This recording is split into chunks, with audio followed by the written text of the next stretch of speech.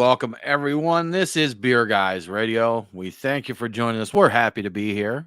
It's middle of the week. It's time to drink a beer and have a good time, unwind, think about how we screwed up our code or about things that happened, about that cell we didn't close, Nate, or about the troublesome candidate at work. So many things that we de-stress and forget about here. It's therapy. It's therapy. This feels like the intro to a sermon. It does, yes. And the Lord is there. He is right. watching over all of us. So, guys, how's it going? Welcome to middle of the week. Nate, how the heck are you? Actually, contrary to your intro, I had a successful sale today. So okay, that's I'm always flying good. A little high right now.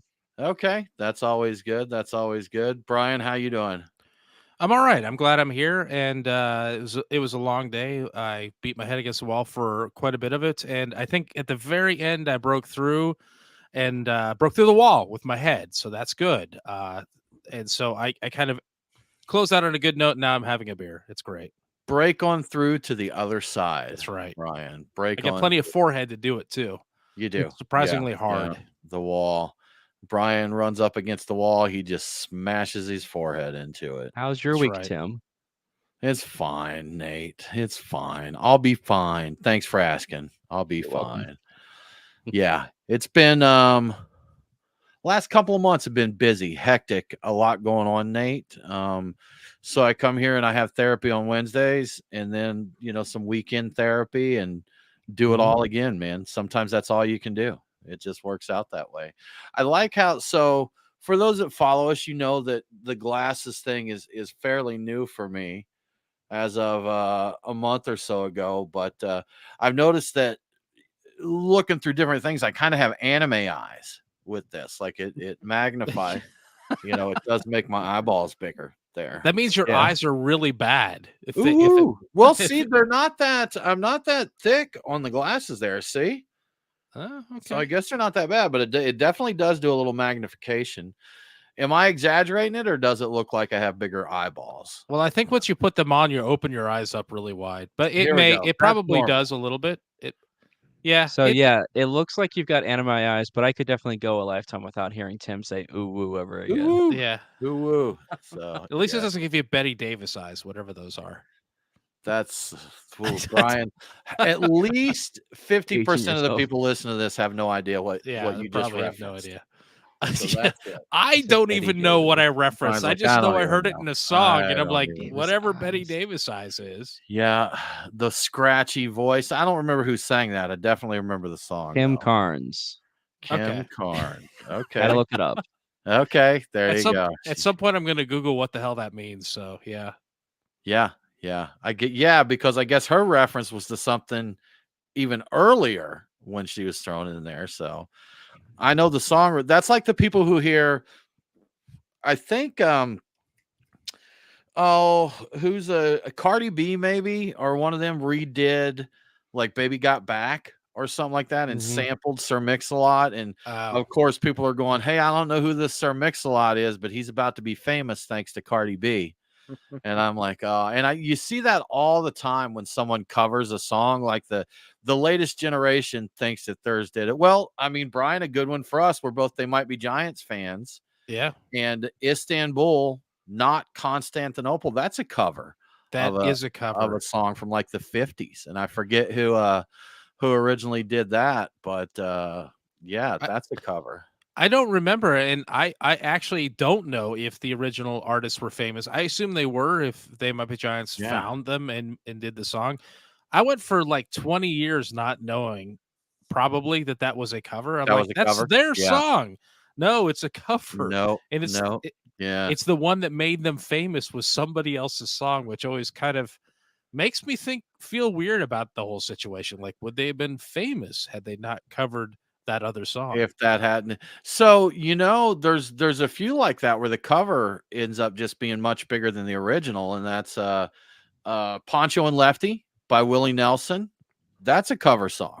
That's Townes Van Zandt was the original artist of that song, and a very different tone, but of course most people know the Willie Nelson version of it. Yes, indeed. Most people do know that song. Well, most people that know the song know that version of the song, I should say. And they all have Betty Davis eyes. They do, every one of them. Everyone. Every All right, single one enough of 'em. insanity and off the rails. We're going to jump into the podcast. Y'all, if you have comments or questions, leave them in the chat. We'd love to hear your thoughts. Here we go.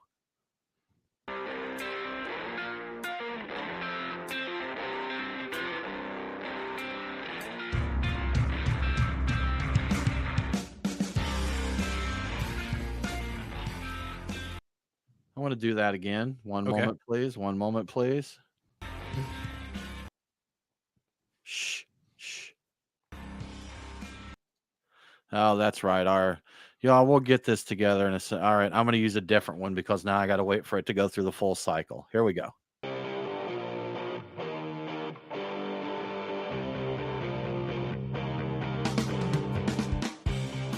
Welcome, everybody. This is the Beer Guys Radio Show. We are happy to be here. We're happy to have you join us. Always good to get together, have a beer. I hate this button, Nate. I absolutely hate this button. If you God, it's so listen annoying. to our show, this button I complain about so many times. And yeah, all right, one more time.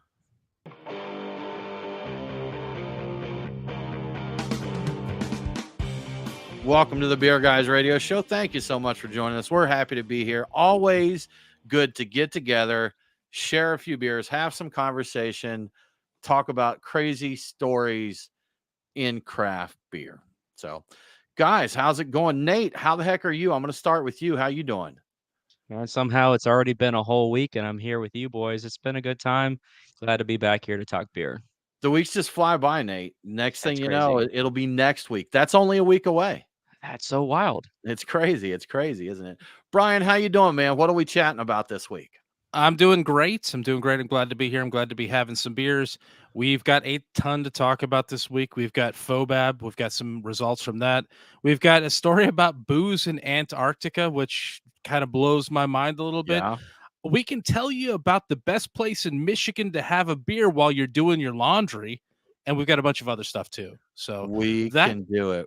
Is what we're going to talk about, Tim. Yes. Good stuff, man. Good stuff. You know, it's fall officially now. We set the clocks back last week. Yeah, and I don't know why, but setting the clocks back an hour makes me feel like I'm 2.5 days, like I'm jet lagged from flying to Europe or something. So, you know, trying to adjust to that as we got on to do the show tonight. It's pitch black out. You know, it's not.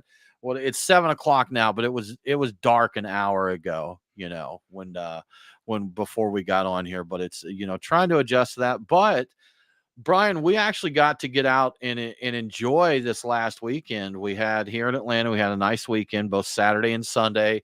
And Sunday, I'm typically pretty lazy, maybe do a few chores around the house, take it easy and just get ready for the week. But with the weather, we just had to take advantage of it and get out there. So, you know, we went out Saturday. We had some good Chinese food, some Szechuan.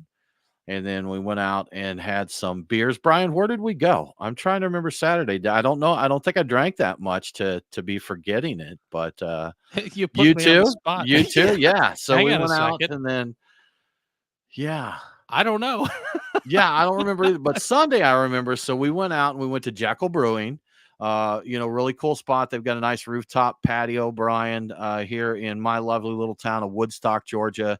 And the rooftop patio, kind of, it's like a glass roof where the windows open. So it's kind of a patio and kind of not, but really good seafood there. We had oysters and crab dip that were really nice. Had an amber ale or an amber IPA, which seemed to be a red IPA that seemed to be having a moment again. Then we stopped by and visited our friends at Truck and Tap. Of course. Grabbed a beer there. And then we've got a barcade here with the retro video games and pinball. And that's just such a good time to go, you know, have a beer and play some pinball and just reminisce and feel like it's the 80s again. I love that, man. I still love pinball, and I just enjoyed it. And that night I was like, I slept sounder than I've slept in a while just because I enjoyed myself so much. Yeah. Pinball is therapeutic, man. You got to get on it. It is. And you're going to feel dumb when I tell you this, Tim. I probably But at Halfway Crooks We did drinking go to Halfway mineral Crooks. ills That's because of right. because that, Yes. that had that very minerally water profile that they used in that Yep. beer. So That's yeah, right. And I think that was when we saw that they'd released that, we went down there specifically for that. And then I think we ended the night at Iron Hill, didn't we? We went back there for a couple yeah, more beers and that's right. beers and dessert. Like I was feeling in the mood for dessert. So I think we had an appetizer and a dessert and a beer. So it was a fully Yes. balanced meal there that we had. It was man, I'd forgotten about that part too. And honestly, Mineral Ills, which is what we went for, it was a table beer, or I forget what the German Your Belgio, German Belgio hybrid ale or something yeah, like hybrid that. lager type Yeah, of hybrid thing. And it was like lagers. a Yeah. 3% something, and it drank, you wouldn't have guessed it. And man, I did not have enough beer or high enough ABV beers to have forgotten that, but that completely skipped my memory. But Yeah. it Yeah. was a It's a that was a good good day. time, It's a good though. It's day. a good time. Brian, we're out drinking beer on draft, and we may be part of the problem now. There's when things were booming, there was a can shortage. But it Correct. sounds like things are down a little bit. Maybe are we out of the weeds as far as the can shortage goes, or is this a bad thing? So I was looking at this the story, I believe it was on Reuters, about Ball Corp announcing that they had a 10% drop in their volumes of can sales in North and Central America, and I'm not sure. It doesn't say that we're out of the woods in terms of the can shortage, but a 10% drop makes it sound like we've got a lot more aluminum out there. So they're blaming, of course, higher retail prices, which are causing consumers to spend less on things like beer. And also they're blaming the Bud Light scandal because a lot of those cans were Ah, going to Bud Light, and Bud Light's not moving like it once did for okay. obvious reasons. I So, have commentary on that, Brian. The yes, people who drank Bud Light, I don't think they stopped drinking. They just started drinking a different beer. So Mhm. that's, they're filling in with their Miller Lights, or they may have even went to another AB brand. They just didn't know it. And I think I entirely saw a few possible. going like to Bush Light, things like that. So, but I think overall, my guess is the industry itself didn't see a drop from that demographic of drinker, that the Bud Lighters just chose other brands to consume. So, That seems possible, and because the Ball Corp is basically the biggest company in the world for making beer and all beverage cans, it seems likely that they're still getting that business. But here's the thing: you could say this when you miss your analyst estimates, which is what they did, and throwing that out there. Everybody heard about that, and shooting from the hip, people are like, "Oh yeah, I get it. Those guys stopped drinking your cans." Like, well, no, they from that one source, not from the other. So right. it's a Yeah. good excuse to cover up for it. But I think the reality is some of the more expensive things, you know. In general, craft beer sales are not growing the way they once were. So, and with all the prices going up, people are a little gun shy when they see everything in a 4-pack and everything being $24, $26. I mean, we're pushing $30. I don't know how far it can go before there's a real downturn in sales. So I Yeah. can see that everything getting more expensive, like there's less money to spend on beer. And I think that is also a big part of it. That's that in reality may be a bigger part of it than any Bud Light fiasco type of thing So, overall.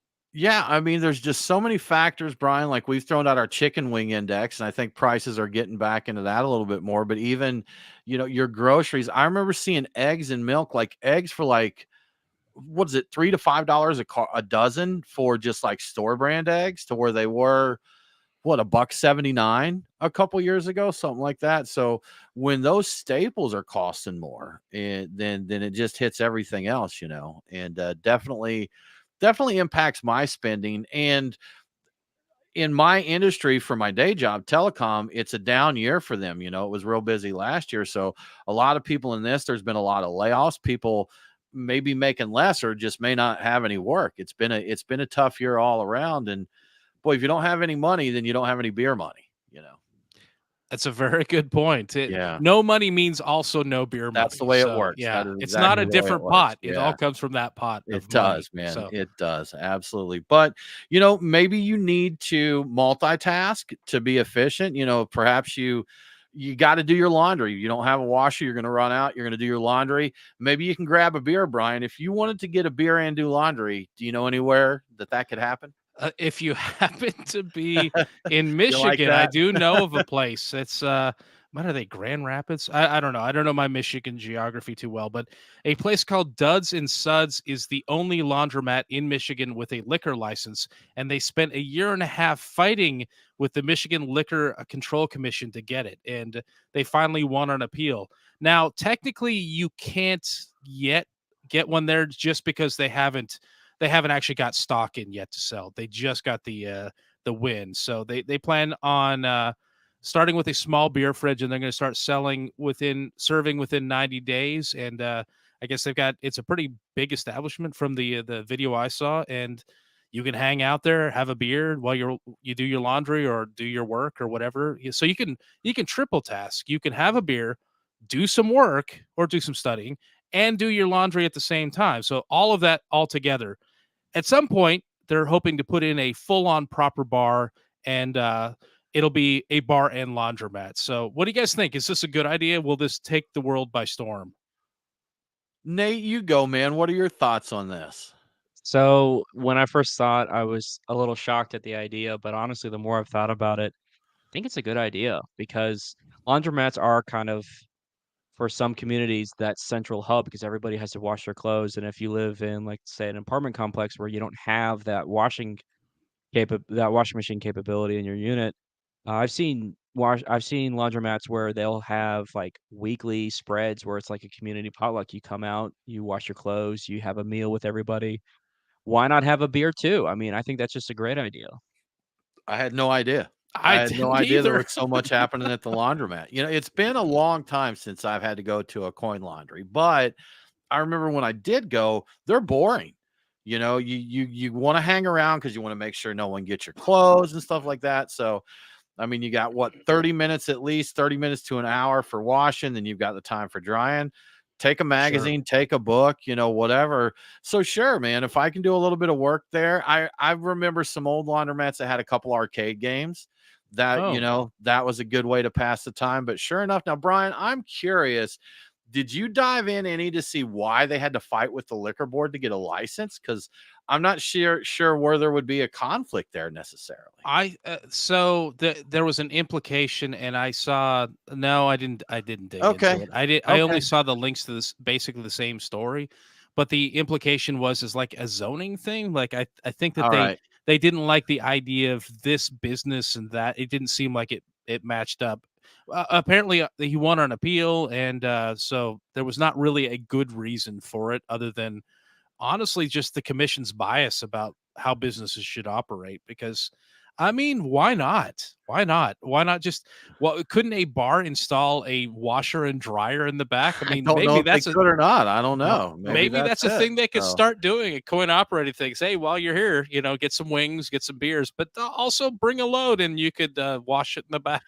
maybe they're concerned people get lit up and do crazy stuff like throw a red sock in a load of whites Ooh, or yeah. or something like that, just getting off the rails with it. Now, you also mentioned, Brian, that Duds and Suds is the only laundromat in Michigan with a liquor Mhm. license. Did you see if there are other drinking laundromats out there? I knew you were going to ask it. I forgot to look. That they See, claim to I be the gotta. only one in Michigan. I'm going to say this is probably not the first time this happened, Yeah. but Yeah, especially if they word it like that, the only one in Michigan, I would think that they if anybody knows, if anybody else has seen a laundromat where you can drink, let us know. We're curious about that. well, So, wherever Nate's got these potluck laundromats yeah, happening, they've I'm got to assuming right. there's probably beers. Probably I don't know. BYOB. They're not selling Yeah, it. There's probably just All people right. bringing it. I think he's going to have full on once he goes full bar at some point. He's going to have cocktails and things. I think it's just going to be beers to start off Yeah. with. But Doing those things that are normally time consuming and throwing something in to have a drink, that's such a great idea. When I lived over in Little Rock, and I think more places do this, just not typically the places I go to get my hair cut. You know, Great Clips does not have a very good selection of beer and wine. But when I was over in Arkansas, I was married at the time, and my ex talked me into going to her salon one time. And it was like an old mansion that they converted where each room was like an individual stylist.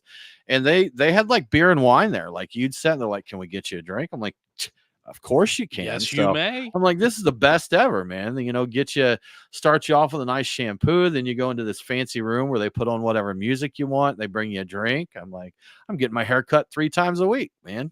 So I think that's the goal of it. Yeah, you know what? I think it That's is. not a bad idea. And I want to say there was a place near me that also had a cooler, and I don't know if there was beer in it, but I know that there has been some that yeah, I believe beer was an option, and I haven't ever taken advantage of it just because I haven't gone to one of those places except one time, and I think it was like midday. It was like a lunch break. I'm like, I'm not gonna have a beer and go back to Just work. wasn't You the know? timing right. Yeah. They need to put Now, some athletic brewing in the cooler then. oh, So that's a really good Oh, yeah. idea. Why yeah, not? why Yeah, not? yeah, that's a really good Absolutely. idea.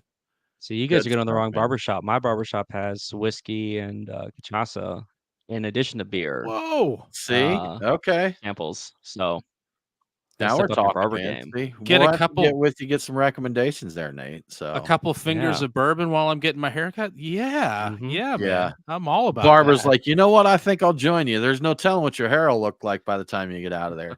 Fourth haircut in the day. There's just no telling what's going to Whatever. happen, man. So By the good end of it, stuff, you man. won't care either. You So won't it'll care. No one everybody cares. wins. It'll Yeah. Where'd you grow on get you. your hair It's all cut? good. That's right. Hair grows back. It sure Where'd does. you get your haircut? I can't remember. I don't know.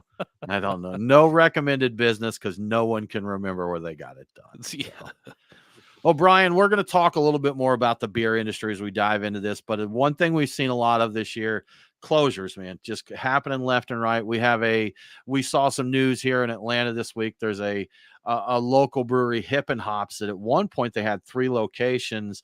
They just closed one of their locations, and I think they were talking about potentially closing the other. But they're kind of interesting because they're opening up in other cities too. Charlotte, they've got a brew distillery they're opening there, and another location. So interesting, but a big one hit this week. We saw Oscar Blues in Austin, Texas, announced that they closed like effective immediately, right? Yeah, yeah. So after 7 years, they the day the announcement came out, that when I looked at it, like it happened that day, it was reported that they had scrubbed the internet of all references to that place even existing. They had laid off all the Wow. staff. It went quick, like social media accounts, a website was updated to remove it all. Uh, they're still going to distribute their beer in Texas. This was in Austin, Texas. So they closed that up. They're still going to distribute their beer in Texas. They mentioned that.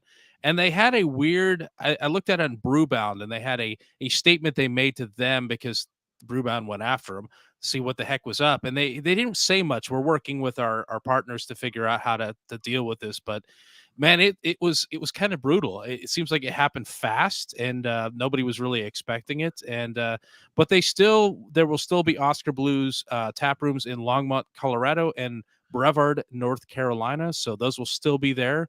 And of course, this is all under Canarchy, which I think is owned by Monster, the beverage company now. So I forget. Like I said, so many moves. Now, didn't that? I could be mistaken, and you may not know this, Brian, but do you know if that brewery didn't they brew for other Canarchy brands out of that Austin brewery? I believe so. I believe the whole concept was all of the shared resources and the shared brewing capacity. So Yeah. I want to say yes without knowing it for absolutely sure, but I yeah, I wonder what happened there. Yeah, I'm There's curious if that would impact those brands' availability or I mean, that's one of the things with something like Canarchy or even like Tilray with their acquisitions or that is you have several locations. So, yeah, if yeah. you don't do something in Austin anymore, maybe you do it in Longmont, something like that. So, Yeah, they spoke specifically to the availability of Oscar Blues. They didn't mention any of the other Canarchy properties that were there.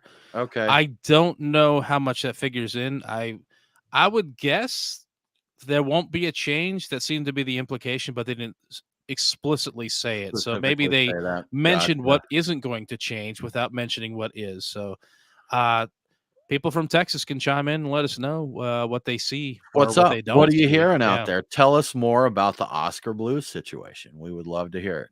Well, guys, let's get into our beers of the week. As always, we want to thank our friends at the Nest in Kennesaw, Georgia, for sponsoring this segment of the show. Craft beer, barbecue, Kennesaw, Georgia. It's a good time with the holidays coming up. Even though it may not feel like it, at least not here right now, they can take care of your Thanksgiving dinner. Get with them early, get something planned, pick it up there, take and bake, and have a good time. Or if you're planning a holiday party, they've got you covered as well. So the Nest, Kennesaw, Georgia, check them out. Brian, what are you drinking this week, sir? So I got started with a Trillium Deciduous. It's a hoppy pale rice lager. It was quite nice. It's a good place to start off with to get warmed up for the show. The next one and what I'm drinking right now is a collaboration between Fast Fashion and Halfway Crooks called Catch of the Day. It's a fresh hop New England IPA. And after that, if time permits, I have an Iron Hill Spruce Moose IPA, which I think is now a New England IPA, but it features spruce tips, and I'm actually quite fond of this beer. I like the name, and I've enjoyed this iteration of the beer. So, Nate, what are you drinking? So I started out with homebrew. I had mentioned it on the show a couple weeks ago that it was fixing to be ready. I called it a petite pilsner at the time, but we're deciding to call it the Tiny Trout Pilsner. It's a 3.86% Pilsner. That was really tasty. Currently, I'm drinking from Green Man, their ESB. I forgot how good this beer was. Guys, this beer is incredible. I get some chocolatey notes just right on the nose. It's in my glass right now, and I'm absolutely loving it. And then if time allows and I'm still thirsty, I do have a Wild Leap Alpha Abstraction Volume 25, which is their rotating single hop series where they feature a different hop. This is their 25th iteration, and it is a double IPA. Yeah, keep the same recipe on that beer, but change out the hop and Hmm. 25 batches of that. Yeah. That's It's been going crazy. on for a while. I haven't grabbed one of those in a while, but for a while there, always like to get that when the new hop came out. I stayed on that train for a while, so I have to check them out again. They always did some tasty stuff. So for me, guys, I'm going a little backwards here. So my backup beer, which I probably should have started with, is Anchor Steam. And that's Brian hooked me up there. Not many of those out there anymore. Get them while you can. So I do have one. I'll crack that on a fresh palate sometime and enjoy it if I don't get to it this evening. But what I'm sipping right now, Pure Madness, I have Noda's Gorgeous. That's Ooh, pumpkin. gorgeous, which is their What is pumpkin that, ale. Tim? It is a pumpkin beer, man. I am drinking pumpkin What? beer. Well, you know what? They Oh, were nice enough to send these to us, Brian. And I figure as we are getting into fall, it's been a while. Last year, the only pumpkin beer I drank is we were invited out to try the new fall beers at Iron Hill in Dunwoody, Georgia. So we went there and they poured us a sample of that, and I enjoyed it. It was good. You know, a pumpkin beer is not something that I necessarily get in the mood for. But question for you guys, Brian, if you are drinking a pumpkin beer, what are you looking for in that? I'm looking for something that isn't over the top with the spices. I've had some that are like a beer plus a lot of spices. I really want something balanced. I want it to be as close to a pumpkin pie as possible. That's honestly that's what I'm looking for. I'm looking Okay. for a liquid pumpkin pie. And I think was it Pumpkin was the one that used to do a really good job of that, where you could taste the crust and a little bit of butteriness, and you also it was sweet, yeah, which probably maybe too sweet, but you got a little of the spices, you got a little, you got a perception of pumpkin. I don't really know if they were using real pumpkin in there Mhm. or something else, but I like that. I want it to taste like a reasonably good pumpkin pie is what I'm looking for. Okay. yeah. Nate, how about you, man? Are you a pumpkin beer drinker? And if so, what do you look for? So the short answer is no, I'm not a pumpkin beer Fair drinker. I enough. usually try to Okay. have one every few years just to see if I might be Yeah. more receptive to it. I think Right. what Brian's answer would still stand for me, though. I don't want it to be too spicy. Too have too much emphasis on the spices. But I'm shocked that, Brian, you said that you were looking for more of a pumpkin pie flavor. When I think of pumpkin beers, I think more emphasis on the pumpkin and less about the spices. But I don't have Yeah, enough to See, really. I need pastry in there too. I need the sweetness. yeah. So, and that's where the pie comes in, I think. Yeah, and I'm actually the other way around, Nate. I think I've got so used to a pumpkin beer that I'm looking for the spices they bring to it that, Mm. but because I think that pumpkin itself doesn't have a massive flavor. It's a lot of that comes from the spices. But so on the note is gorgeous. A very interesting note on this that this does have brown sugar, ginger root, and hand cracked spice, including allspice, cloves, and cardamom. But they make a point to say it does not have any cinnamon or nutmeg. Now, this beer has won 2018 and 2020 GABF gold medals, but I gotta say, I want my cinnamon and nutmeg in it. I Mm. think that's critical to it. And one thing I look for, I don't necessarily want a heavy beer, but it should have some mouthfeel to it, and I want a little sweetness. I don't want something dry with the spice in there. So, if I do drink it, a little bit sweet, a little fuller bodied without being cloying, and bring me all them spices, man. Bring me all them. You know what? Slide some pumpkin in there. I may not know if you do the spices right, but if you're calling it a pumpkin beer or a pumpkin spice beer, I'd like you to do it right and have some in there. So Yeah, I don't mean to say I don't want any spices, but I've found that a lot of pumpkin beers are very heavy-handed on the spice without the yeah, body and sweetness to back it up, and that's a problem for me. it's When I balance.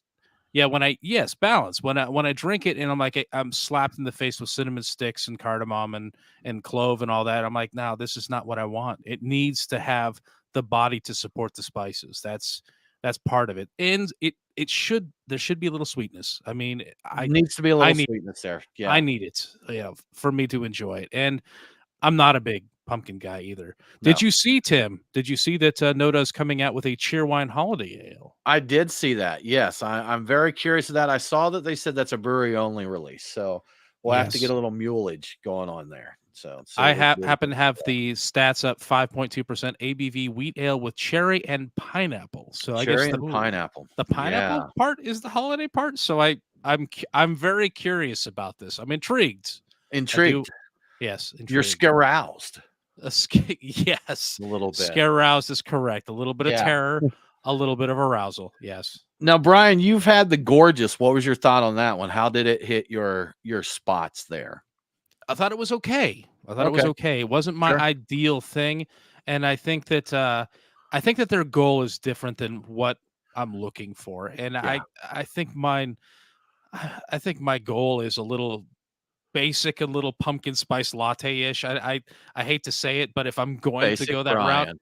yeah, it's going to be a little basic, Brian, and I think that theirs is a little too elevated for my basic tastes. Speaking of being basic, so we went to Sweetwater not long ago, Brian. We went down there to see what new brands they've got on because Tilray has acquired 4,700 breweries. Yes. So we wanted to see, and Alpine was on there, Green Flash was on there, Montauk, I Yes, think, Montauk was maybe on there. Montauk Yes. on there, Yep. and they've recently acquired a few more brands, so maybe we'll see some stuff. But I visited a beer that I hadn't had in a while. Their Sweetwater Blue, which is their wheat Oh, ale with blueberry. And let me say this: that we were at an event a couple years ago, I think their anniversary event, and I ordered a Sweetwater Blue, and the bartender gave me grief. He's like, "I can't believe one of the beer guys is drinking a Sweetwater Blue." I'm like, "Just get my beer." But so here's the thing that I don't get. If another craft brewery did, it's like, look, we're doing a nice sweet beer with blueberries, or we're doing a Pilsner with blueberries, or we're doing a blueberry triple milkshake lacto bomb, that would be fine. But you drink a Sweetwater basic wheat ale with blueberries, and that's not cool. That's foo-foo. That's Drake meme material there. Exactly. Yes, acceptable, not acceptable. So, but my point being, it was good, Brian. They do that well. And I know at one time that was their best selling beer, before like 420 and IPA took off for them, that they killed it there with Sweetwater Blue. That's one of the originals, man. That's probably been there 20 plus years with the brewery. Not a lot of them hang on that long, but that one's still hanging on. Yeah, it's a fair point. Yeah, I Yeah. find it funny that the bartender's trying to talk you out of He it. It's like, briefed me. where do you Yeah. work? This is Yeah. a beer you should be talking Right. good about. See, and Look, Sweetwater Blue is we my first craft beer ever. Like, see, yeah, it's a Oh, good, give it a shot. It's not something I'm going to sit around and drink a 12 pack of, but like hanging out at the brewery on a Saturday and going through the tap list, yeah, go ahead and throw one in the mix. Guys, I have some breaking information courtesy of Bob L on our question about the laundromats. They said the brewery laundromats, he said he found 2 laundry pubs, Dirty Dungarees in Columbus, Ohio, and Harvey Washbangers in College Station, Texas. You know what? We have I friends in love both it. of those towns. We have friends mhm. in both of them. We actually have a brewer friend that went to that's is it College Station. I think that's Texas A&M, isn't it? Nate, do you know? You seem like the one of us that's most likely to No know idea. that. So I think it is. I think Look it it up. is. yeah, yeah. So that's but yeah, so there I knew there had to be a couple more out there. So Bob, thanks for that info. Yeah, That's good appreciate it, Bob. stuff. And Rick Toby here has some input on our pumpkin beer discussion. Ellicottville Pumpkinville, he bought on a whim a single bottle off the shelf just to do a beer review on his site, and it turned out to be one of the best pumpkin beers he's ever had, hands down. He said up there with Whole Hog, Schlafly, Southern Tier Pumpkin. He said it was phenomenal. So, no, Okay. Rick, where's Ellicottville? I am not familiar with that brewery. I know Schlafly's is very well regarded. You hear a lot of people talking about that, and of course, Pumpkin is one that I've heard of. So, When I went through my pumpkin beer phase, I want to say that's really early, like 2012 or 2013. I went through a phase where I bought so many 22-ounce yeah, bottles of Pumpkin, and I loved it. And I realized that the year I bought it, I think was the one it what I think part of what I enjoyed about it may have been an actual off flavor. I think it was like a sweet corn flavor in it, and I don't know why, but I was really into it. And I tasted it later. I'm like, wait a minute, this is there's something not right about this. That's not yeah, pumpkin I'm tasting. So yeah, that's not it. So, Ellicottville is in New York State. So, very cool. Very cool. Good stuff. Well, Brian, let's talk good things about our sponsors. I want to tell you, Terrapin Brewery Atlanta, Brian, love that place, barbecue and beer. Once again, good people there, and they've always got something new on tap. As we've mentioned, it is fall in Atlanta officially, and so that means our nights are going to be freezing temperatures, and then during the day will be mid 70s to the 80s and sun. That's just the way it works. Heaters in the morning, AC in the afternoon. So you just kind of have to adjust your drinking day to whatever the weather happens to be doing at the time. But fortunately, Terrapin Brewery Atlanta is ready no matter what the weather is. If you're feeling folly, Brian, maybe you want to get into their Oktoberfest before it's all going. It's still seeing check-ins on that. So that one's still being tapped. See what you can do there. If you're feeling a bit more basic, like a basic Brian, maybe you want to get you a pumpkin fest while you can and enjoy that. We're not going to judge you. I may even be drinking a pumpkin beer right now. Who knows? There's just no way to tell there. So, but if you're trying to keep the final shred of summer weather, maybe you want to sit on the patio out there, people watch at Truist Park, and sip on a postseason pills. We want to apologize last week for mentioning the Braves not winning the season. We know we triggered a few people there. We promise to not mention again this year that the Braves did not win the pennant and lost this season. We will not mention that again. We apologize. So never gonna happen. if you're still not over that, maybe you need something with a little bit more punch. They've got triple buzz on right now, 9.3%, Brian. So if you need something with a little strength, a little punch for it, that Belgian triple is there for you. And you know what? If you pair that up with a little fatty brisket, some nice smoked brisket with a little fat on it, that sweetness, the Belgian sweetness is going to pair well with that. You're just going to have a really good time, and you'll definitely be feeling better all the way through to spring training. So no matter what you're looking for, Terrapin Brewery Atlanta has you covered. Take a trip to Truist Park and check them out. Make sure to tell them that we sent you. Excellent. And Truck and Tap is also a great place to go and enjoy a variety of great beers at any time of the year. And right now, it feels like any time of the year, depending on what time of the day it is. If it's warm outside, they have outdoor seating at Truck and Tap. If it's cold, you can grab a table or a bar stool inside. But I want to show a little particular love to Truck and Tap Woodstock. That location. It's not only is it the original but it has a third option that I think the other ones do not have. You can go take your beer anywhere within a couple block radius because that whole area is a party district. That's because they have a handy walk-up window right there on the sidewalk in downtown Woodstock where you can order a beer and take it to go with you as you wander around the downtown area. And I took advantage of this great feature a few days ago when I was in town. I wanted a beer, but I also had things to do. So I didn't do where I grab my typical bar spot and look over the list. I just hit up the walk-up window. I grabbed a Creature Comfort Silent Night dark lager. I paid for it and got on my way. And it seemed like the right beer for the occasion. It was warm, but not too warm. I was feeling a dark lager. So if you're in the area, you got to drop by and take advantage of the walking around beer at Truck and Tap Woodstock. It feels naughty or like you're in New Orleans, but it's totally legal.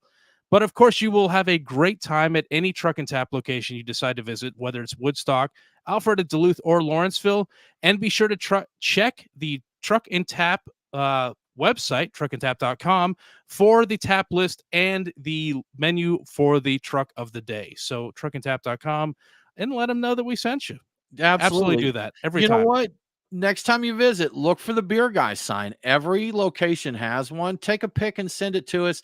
If you post a pic and tag us online, we'll send you some swag. We'll send you some Beer Guy swag. We'd love to see it. We'd love to see you visit Truck and Tap, and we'd like to see pictures of ourselves. We're conceited that way. We enjoy it. And happy 8th anniversary to Truck and Tap Woodstock. They just celebrated 8 years in downtown Woodstock. Good stuff. Awesome. Brian, much like us, craft beer is now mature, at least according to Bart Watson at the Brewers Association. What do you have to say about that?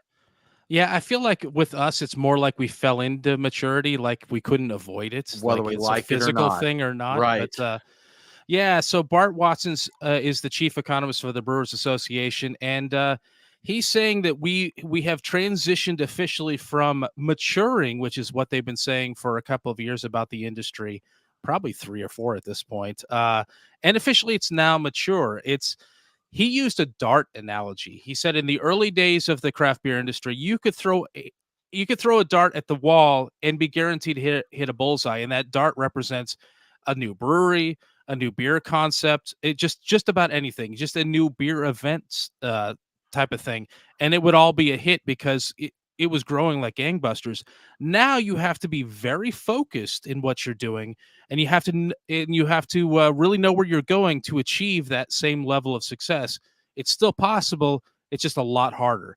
The reality is the demand is no longer growing as it was, and it's fairly flat at this point, if anything. Craft production is down 2% the first half of this year, but that first decline was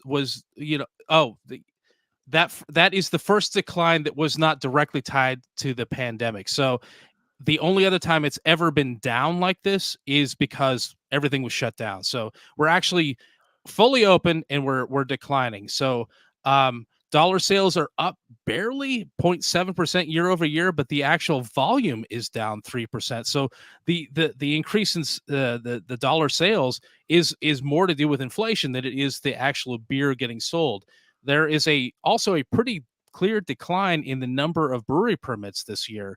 And we're entering a period where the number of breweries that will be open is going to be fairly static. So we're not seeing a huge number of closures, but we're not seeing nearly as many openings either. So the growth there is probably going to be flat for the foreseeable future. And I mean, as a mature industry, that could be decades potentially. Yes, Tim. I believe I saw Bart actually mention that we may actually see a lower number at the end of this year, that it remains to be seen, but we may actually see a net loss on number of breweries at the end of 2023.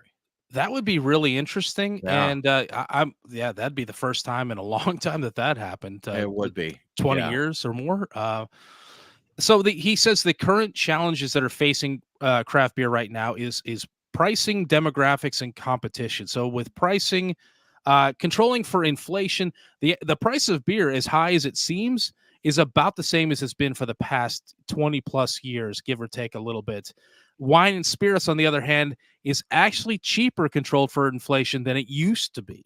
So that puts beer at a distinct disadvantage when it's competing with wine and spirits.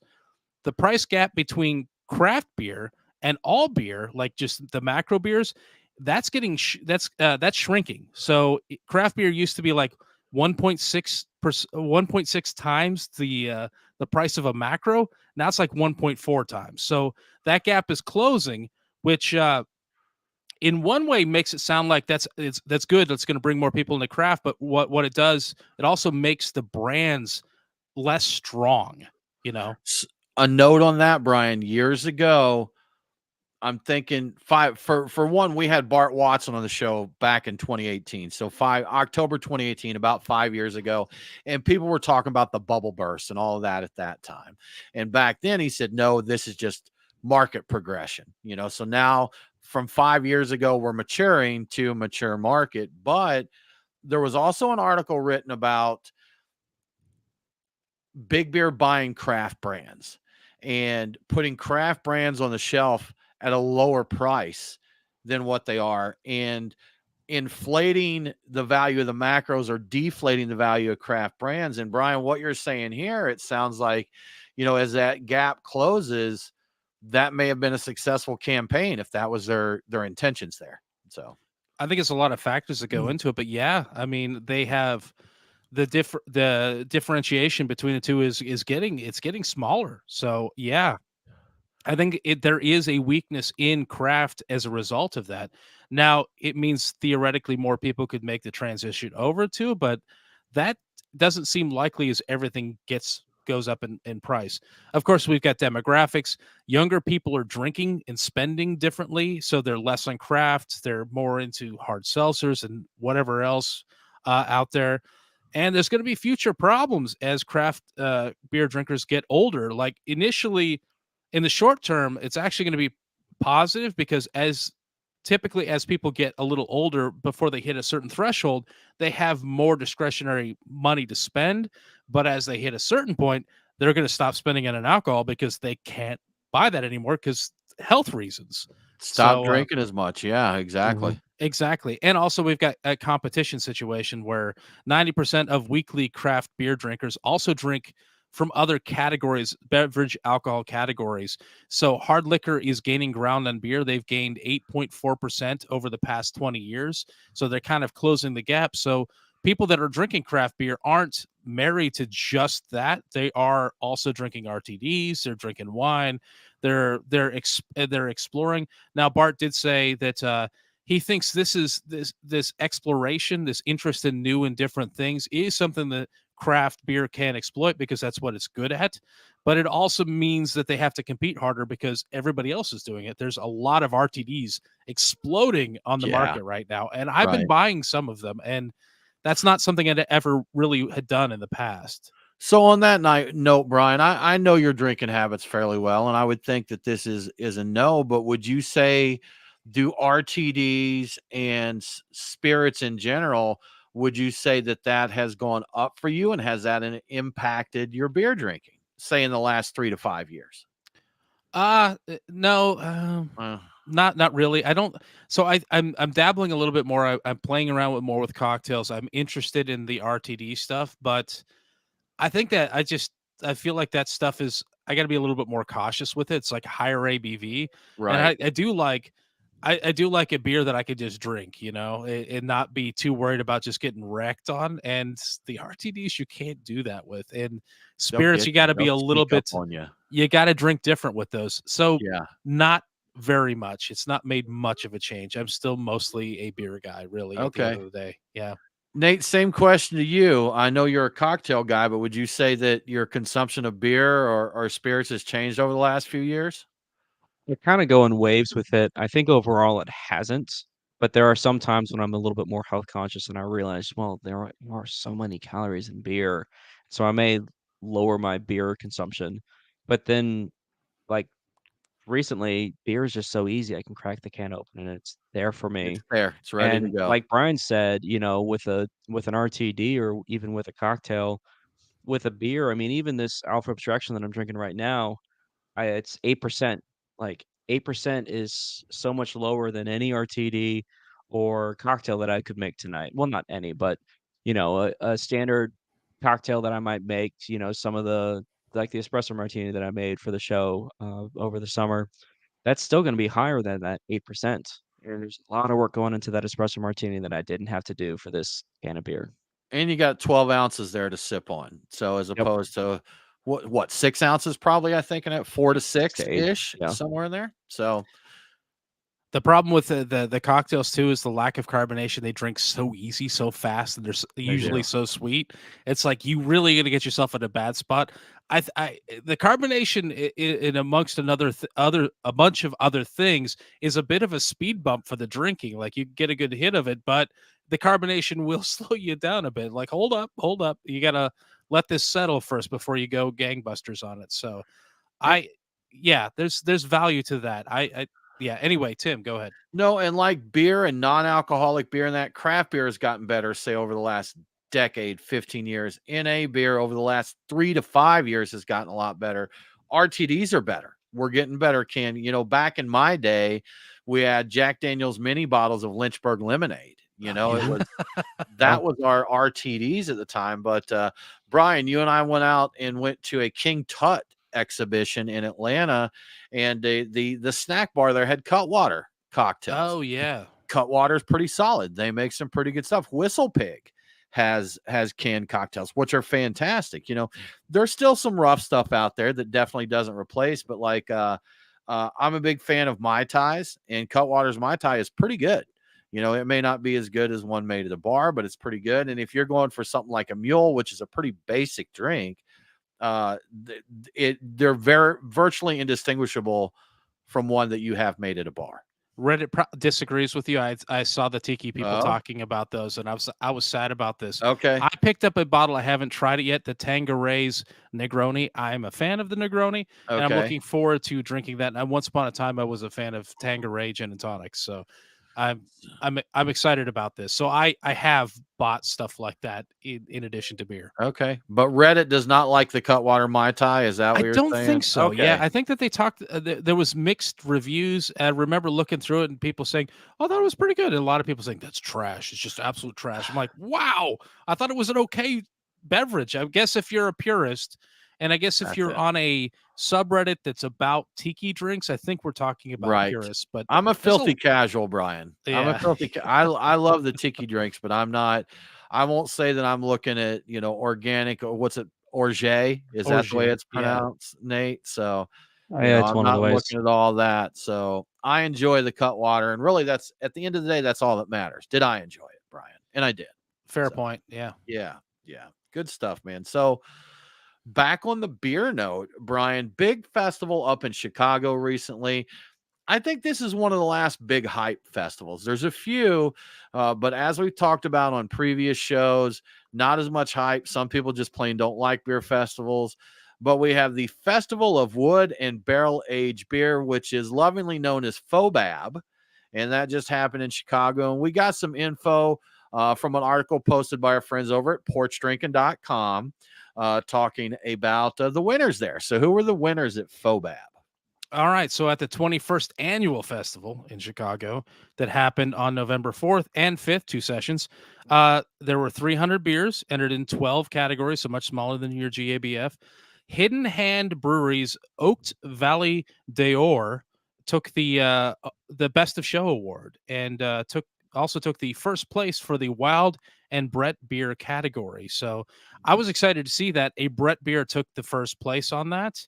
And the runner-up Best of Show was More Brewing Company's Mendi, MEHNDI 2023. It took the first place in Strong Porter and Stout category. So if you missed it, you can watch the entire live stream of the award ceremony at FoBAB.com, or the folks at Porch Drinking have nicely laid out all the 12 different categories and all the first, second, and third places for each. So I was pretty excited to see Brett beer take the number 1 spot. That's the way it should be, Tim. Maybe Brett's coming back. So I hope I'm not putting you on the spot here and that you prepared for this, Brian, but you mentioned these winners here and you mentioned we got a stout and a Brett beer, but tell us more about these beers. Like, what were they aged in? What do we got going on with these? Man, I would love to tell you about that, but I don't have Brian, those details, unfortunately. how do you write an article? How do you write I a didn't write the piece? article. Nate, would you please look those beers up for us since Brian horribly, horribly underprepared to share this story? I can tell you about the other wild Brett beers that I'd love were to hear it. awarded. I would love to hear that. So in You second have place whet was my palate and failed to deliver, Brian. well, I you know what? I don't have any details of that. So Full Mile Beer Company's Full Mile Beer Company and Kitchen that had Palace of Gold was the second place for wild in Brett beers, and Okay. Penrose Brewing Company Oak Radio took the third spot. So Oak Radio. unfortunately, in the article, it doesn't have a lot of details about those specifically.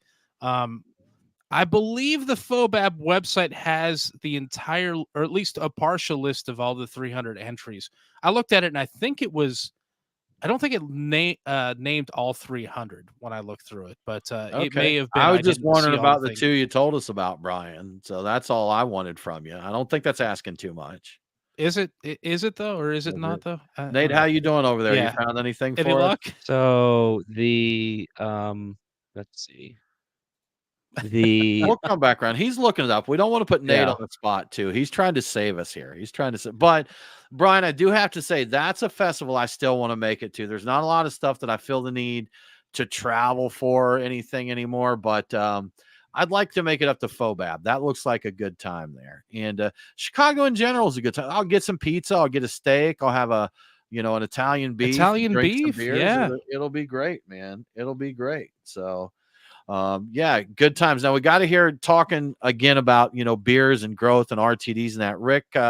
Rick Toby had a comment talking about THC infused beer and mixed drinks and things like Delta 9 cannabis water are going to continue to grow to huge levels as marijuana is legalized in more and more places. It will grow to the giant like craft beer did. So Rick, I do think that there's a lot of potential in that category. The one kicker right now is that on a federal level, it is still illegal to mix THC and alcohol. So you have like Syria Brewing. Brian, was that the name of the one? Saria. Yeah. So Syria Brewing, they specialize in 0% ABV beers where they do add, cannabis to it, because right now that's the only way you can do it. You can do they said they didn't even want to go with like a 0.5%, that it's truly 0% beers, that they didn't want to run the risk of there being any question there about them having alcohol in there with it. But yeah, those types of beverages way back when Afria acquired Sweetwater, before it was Tilray acquiring it, we were on the call when they announced their plans there, and they mentioned that there was a lot of potential for bringing the two together, not necessarily even beer and cannabis, but beverages in general, finding new ways to deliver it. I think they even joked about like cannabis milk or something that, make your cereal a little more. It would be good for the cereal industry, because if you're eating weed in your cereal, it's just going to make you want more cereal. So maybe Big Cereal will get on the bandwagon and push for THC milk. Maybe they will. And I do have the description that was officially uploaded to the FoBAB website for each of those beers. Perfect. Tim. Thank you. So for the best in show, the Hidden Hand, I don't know what I said before, Hidden Hand Brewery, Oaked Val d'Or. This is the official description. It is a labor of love, and this beer is a symbol to remind us that all of this is truly a Golden Valley, a fruity, rustic Belgian pale ale aged in neutral oak for 12 months, allowing the Brettanomyces to mature and the oak to become percent. I'm not sure what percent means, but maybe present is what they meant. Yeah, that's possible. Okay, that would make sense. I feel you there. So is percent spelled with an S? Because if so, no, okay, no, it's spelled properly like percent, but present, I imagine. So oak plus Belgian pale ale plus a lot of Brett. That sounds awesome. That really sounds does. good. Yeah. So the runner up was More Brewing Company's barrel aged. Oh, you know what? I think I may have grabbed the wrong one. Uh-oh. I've got Nate, you got us. Tell us about More Brewing Company's Mendy. So the 2023 release, it's a double mash imperial stout aged for 27 months in a blend of old Rip Van Winkle, Weller, Elijah Craig, and Willet rye barrels. Do you see that beautiful information you almost didn't give us, Brian? Gosh. I We see it. just can't I believe feel it. so ashamed. I'm That's going okay. to. We made it through. We made it through. That's good, man. Again, I'd love to go up and check out FoBAB. Have either of you guys been?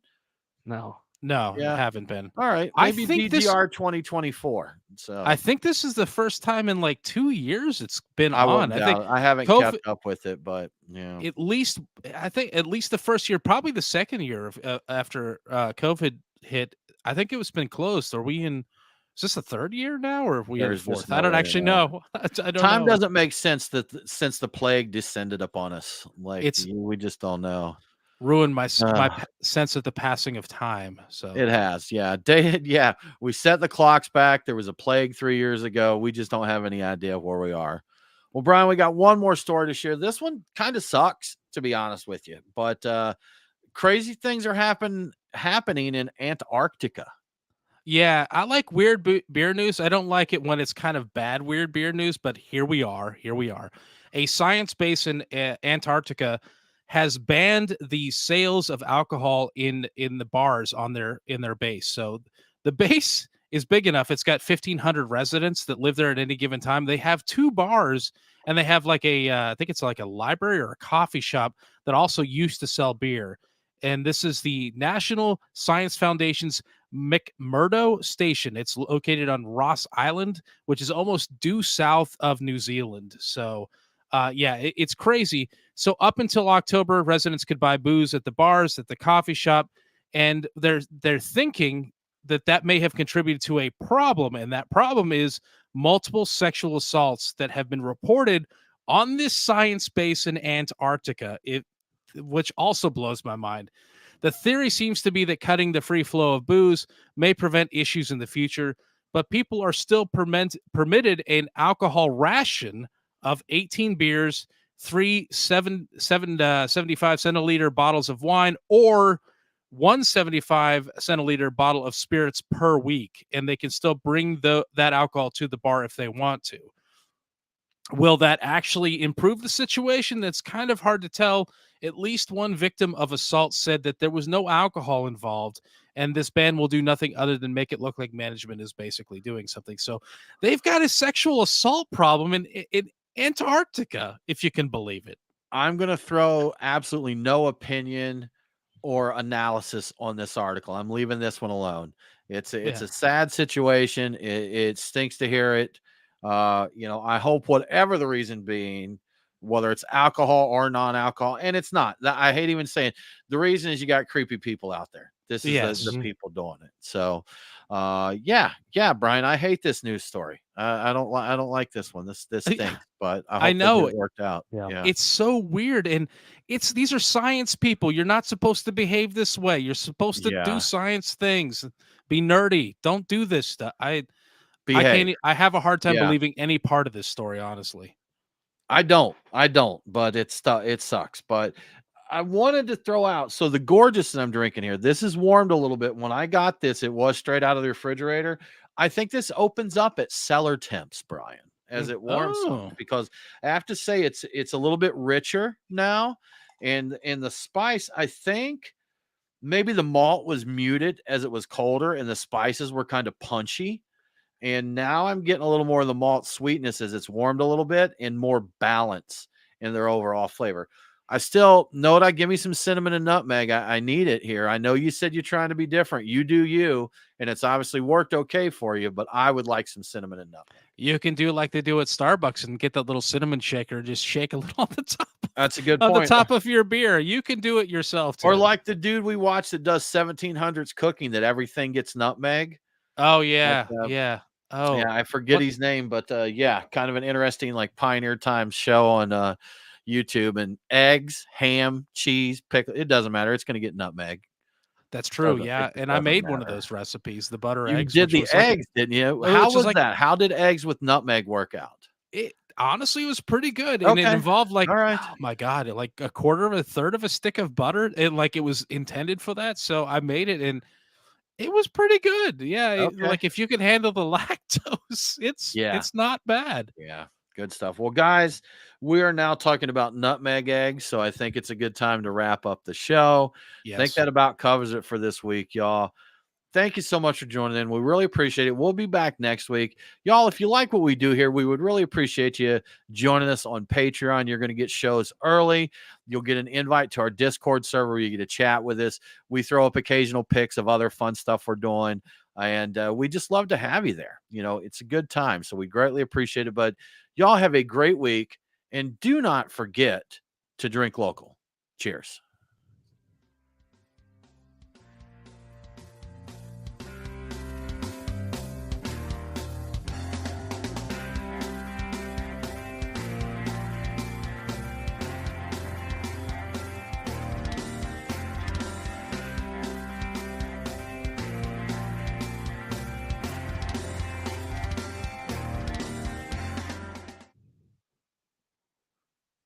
Clear. All righty.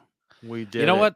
Looking back on it, I hate that was the last article that I put in there. I didn't. I'm like, this sucks so bad. I'm like, why, Brian? Why? Why, man? I had to include it because it's so off the wall. I mean, but yeah, it's. I don't know. I mean, it's horrible. Like in every single way. Man. But yeah, it's just shitty people. It's you know, and again, yeah, I'll leave that one alone. But y'all, we're gonna go ahead and wrap up the live stream here. Nate, go ahead. Hey, Rick, I see you commenting on Keith Villa. Let's see. Oh, yeah. We actually had him on the show back in July of 2021. Check out episode 281, where we talked about his Syria brewing. He had an IPA and I believe a wheat ale, right? That was fun. And I think he told so, us the wheat ale reason and that Blue Moon is served with a slice of orange. Yep. Yes, he did. That's right. He did. The secret information behind it all. Yeah. Secret. But y'all, thanks so much for hanging out. We'll be back next week. We hope to see you there. If you're one of our Patreon supporters, we're going to give a link in the Discord server to come join us here for the after party. Cheers.